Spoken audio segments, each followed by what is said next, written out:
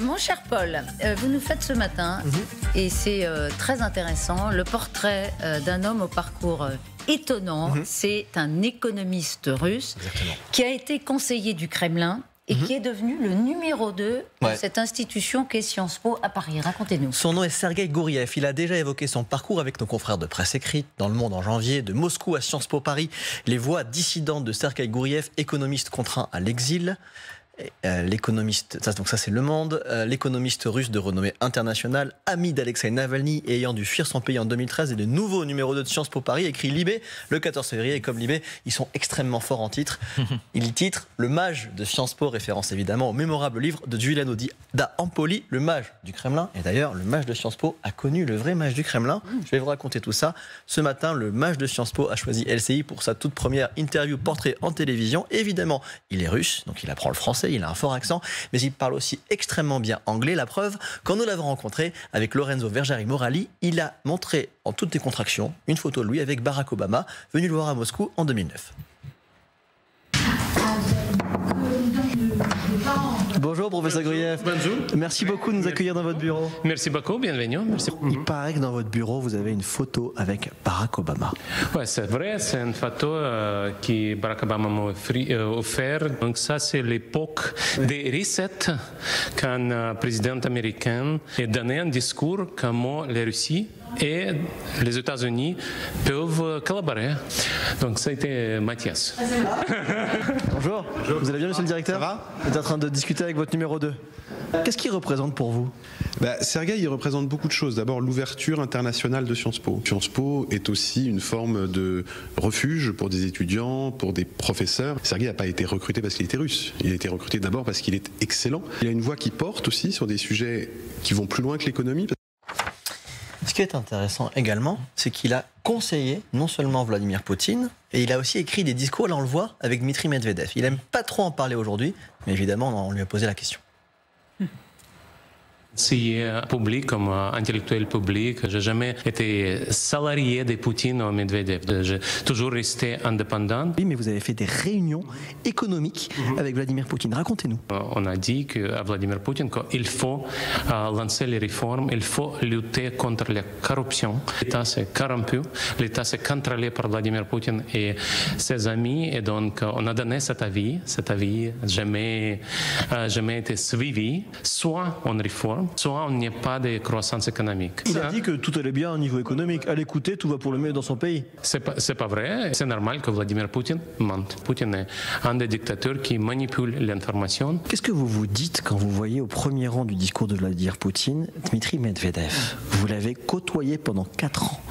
Qu'est-ce que vous vous dites quand vous voyez notamment ces positions très dures par rapport à la France? Medvedev est dur vers la France, vers l'Occident, vers les États-Unis parce qu'il était un ami de l'Ouest, de l'Europe, des États-Unis. C'est en fait un passif et Medvedev peut être ciblé comme le traître potentiel. C'est intéressant, ça dit qu'il joue un jeu de rôle pour pas lui-même paraître traître. Et puis, un jour, en 2013, Sergueï Gouriev est tranquillement dans son bureau de directeur de la très influente nouvelle école d'économie de Moscou. Et les services secrets débarquent dans son bureau. Ils vont venir 3 fois, il va être interrogé plus de 10 heures. Il lui reproche d'avoir pris la défense de Mikhail Khodorkovsky, l'ex-magnat, c'est dur à dire, pardon, l'ex-magnat tombé en disgrâce au Kremlin. J'ai été prévenu qu'on va avoir un interrogatoire par le général de Facebook. Cet interrogatoire a été plutôt dur. Et j'ai vu que c'est peut-être mon dernier jour dans ce bureau. Concrètement, ils vous ont menacé? C'est ça. Il m'a menacé que mon destin est le même comme le destin d'Andrei Sakharov. Andrei Sakharov, c'est prix Nobel de la paix, grand physicien. Il a été envoyé en exil et est resté là pendant plusieurs années. Et aussi torturé physiquement. Et donc, je pensais que c'est mon bureau. Qu'est-ce que je peux prendre avec moi quand je sors mon bureau? J'ai pris ce truc. Et c'est un cadeau de ma femme avec les photos de ma famille. Vous avez eu peur ce jour-là quand le FSB est arrivé, vous a menacé? J'ai eu peur quand j'ai traversé les frontières. Qu'est-ce qu'on fait si je suis arrêté à la frontière? Pour le discours de Vladimir Poutine du 21 février. Ceux qui s'engagent sur la voie de la trahison directe doivent être tenus responsables devant la loi. Je peux dire qu'il a considéré les gens comme moi comme traîtres, que je me réjouis que c'est moralement et pas par Novichok, le poison. Vous avez peur parfois de vous faire empoisonner ou qu'il en entende à vous physiquement? Je ne suis pas des tops de la liste. Je ne suis pas numéro 1 de la liste. Il y a beaucoup de gens qui sont avant moi dans la liste de Vladimir Poutine d'empoisonnement. Il est tellement influent que son départ forcé est notamment noté par le New York Times. Là, on est en mai 2013. Et puis, tout en haut de la liste dont il parle, il y a le principal opposant à Vladimir Poutine, en prison depuis 2 ans. C'est son ami, c'est son conseiller, Alexei Navalny, qui écrit justement sur Instagram le 19 février 2001. Tout le monde sait que l'économiste russe le plus célèbre et le plus cool est Sergueï Gouriev. Alexei Navalny est un ami, ma femme et moi-même connaissaient Alexei, sa femme, ses enfants. On l'a vu plusieurs fois avant la pandémie. Ils ont passé ces vacances chez nous. Aujourd'hui, je suis en contact avec Navalny. Comment il va? Pas bien. Il est en fait physiquement torturé, mais mentalement, il est très fort. Mais quand même, c'est pas une histoire très optimiste maintenant. Voilà, dernier point. Aujourd'hui, qu'est-ce qu'il fait? Donc, numéro 2 de Sciences Po. Et puis, il est consulté très discrètement par la France pour savoir ce que pensent les Russes. Et aussi, dans le plus grand secret, il peut nous dire qu'un tout petit bout, mais il travaille sur l'avenir de l'Ukraine, la reconstruction de l'Ukraine.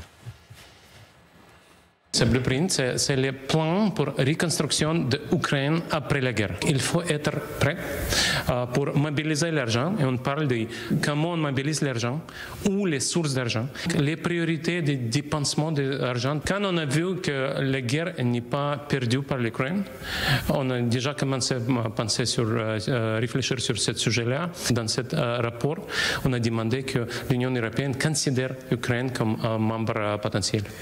Il sort le livre Spin Dictators, dont la traduction sera au printemps prochain. Voilà. Et je le remercie vraiment beaucoup de nous avoir accordé sa première longue interview pour LCI.